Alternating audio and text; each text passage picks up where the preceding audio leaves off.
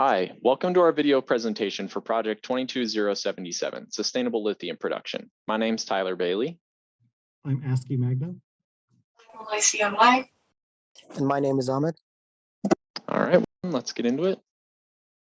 This here is our Digital Design Day poster. This is mainly here for future reference, and contents will be discussed in more detail in the following presentation. So what's the excitement around lithium and why emphasize its recycling? The lithium energy market is growing. What used to be a material used for ceramics has exploded in relevance with applications in electrics, such as batteries for mobile devices, phones, and electric vehicles. The market value of lithium carbonate, the base form used in battery manufacturing, has nearly tripled since 2018. Additionally, in 2021, the US Department of Energy released their national blueprint for lithium-ion batteries, citing plans to grow the industry nationally to meet sustainability goals for 2030. Okay, but given its success, why decide to base the project around lithium recycling rather than raw material acquisition? This is because less than half a percent of the world's lithium resources are localized in the United States. Countries like China and Chile contain more than 70% of the global supply in the form of brine lakes. Raw lithium supply from the United States is simply not enough to maintain its lithium demand. This makes it incredibly crucial for existing lithium products to be recycled so that lithium can continue to be provided to the US energy market and allow for technological innovation. One estimation is that 90% of lithium must be recycled in order to meet future demands, with the remaining raw lithium feasible to obtain internationally. By sustainably providing a high recovery rate of lithium within the states, the emissions from lithium production and recycling can be minimized for the US. For our project, we considered 3 different methods of lithium-ion battery recycling. The first is pyrometallurgy, which involves burning electrodes to ionize and recover metals. Some of the common issues with this method are high energy requirements and emissions, and the process hasn't seen recent development. Similar to pyrometallurgy is hydrometallurgy, meaning to extract the metals by use of solvents. These typically involve acids that are chemically reacting with the battery electrodes in order to leach out metals. The emissions generated by hydrometallurgy depend on the solvent used, but there has been significant research into improving this recycling method in the past decade. Lastly is direct recycling, which is fundamentally different from the previous methods discovered. Currently, this process is considered cutting edge, and rather than recovering battery materials, direct recycling restores batteries with decreased lifetimes. Of these methods, hydrometallurgy and direct recycling have the greatest sustainability potential. However, hydrometallurgy provides a raw lithium source that can be used for manufacturing of newly designed batteries with greater efficiency, can still serve a purpose in metal recovery if the market shifts away from using lithium-based batteries. Our design and building process has been fairly smooth through the past year, with the initial efforts devoted to research and decision of which process elements to include. We used a decision matrix to select different attributes from our research, weighting options for their sustainability, efficiency, and amount of information available. Ultimately, we decided to use a hydrometallurgical method, and in the first semester, the decision was made to use HCl as the primary leaching agent and separate by pH condensation with the addition of NaOH. And while this method was efficient, it was very cost ineffective, and the project was ultimately unfeasible due to costs and chemical availability. For the second semester, our main goal was to improve the feasibility by researching new options for leaching and separating by limiting solvent costs. Ultimately, we settled on the use of citric acid with an ascorbic acid reducing reagent for the leaching process and ozone separation to isolate the compounds. The new leaching method was cheaper and more environmentally friendly, being based around common organic acids to aid in sustainability, and the separation steps were also more cost effective, and we continue to connect these 2 main steps via sustainable means. Okay, the first step in the recycling of lithium-ion batteries is the breakdown step. Firstly, we discharge the spent lithium batteries to prevent them from reacting with oxygen in air, causing an explosion.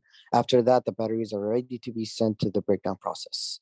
The batteries are sent to a crusher blanketed with a mixture of 25% argon and 75% carbon dioxide to achieve an inner atmosphere, since moisture and oxygen would oxidize the lithium component, causing a heat reaction. The crusher step helps to increase the surface area of the material tremendously for a better reaction kinetics later in the leaching step. Next, the broken down material is sent to a dryer. The dryer evaporates all electrolytes present in the battery. The dried materials are then sent to a vibratory magnetic separator, which separates silver and aluminum. The products of the breakdown step are plastic, paper, steel, copper, and aluminum. We use two methods of lithium extraction. The first method is lithium hydrolysis. We react water with lithium to produce lithium hydroxide and hydrogen. The hydrogen produced is stored in a separate tank. The purpose of the reaction is to remove lithium from metal complex before the leaching step. Lithium oxide and water are then filtered out. The second method is carbon dioxide bubbling. This reaction consumes carbon dioxide. The product of the reaction is high purity lithium carbonate.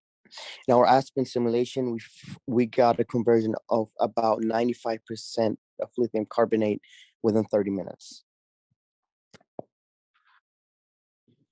The rest of the mixture undergoes citric acid leaching. Citric acid is a chelating agent which easily converts the cathode metals into water-soluble citrate compounds. The only byproduct is CO2, which is used in the lithium carbonization process. Finally, ozone is used as an oxidating agent to precipitate most of the cathode metals, creating our next two products, cobalt and nickel. This slide shows the PFD of the entire process, from battery shredding to the last ozone precipitation step, including operating equipment such as valves, pumps, and filters. As shown, the main products come in the form of lithium carbonate from the CO2 bubble column and nickel citrate and cobalt oxyhydroxide. The final products of this process are a high purity nickel citrate and battery grade cobalt and lithium, both exceeding the weight percent of metals used in the battery industry. In total, the facility is expected to earn $201 million per year and recycle 4,260 tons of batteries per year, which is 5% of the waste lithium-ion batteries used in the Southwest US. There are a few controls we have added to increase our process safety. By monitoring the oxygen level in the breakdown process to ensure it stays below 5,000 ppm, we prevent an explosive reaction between oxygen and the now exposed lithium in the crushed batteries. The acid leaching tank is made of a corrosion-resistant material with fail-open valves for emergency tank draining in the event of a leak. The lithium hydrolysis step is opposite the breakdown process and heavily heat-controlled to prevent ignition of hydrogen gas. While the entire process creates a sustainable practice for society, there are some aspects within the process that make the process itself more sustainable. The carbon dioxide gas that is produced in the process is mostly consumed and recycled in later parts of the process. Everything in the process is electrically powered, so the sustainability of the energy is dependent on the sources of local power. We produce hydrogen gas in the process that we currently store, but if we were to optimize the process, we could burn it for energy in other parts of the process to cut down on electricity requirements. The process also has the capability of recovering 95% of the lithium in spent batteries and turns it into a form easily used to create new batteries. The Yuma facility will have 24 employees. It is in Yuma because of the cheap land and optimal location between California and the large cities in Arizona. The plant will consist of a single warehouse and will introduce tech jobs to a rural city. The workers will consist of a CEO, a CFO, an engineering team, a sales and marketing team, operators, security, and warehouse workers. And on behalf of Team 22077, Sustainable Lithium Production, we say thank you.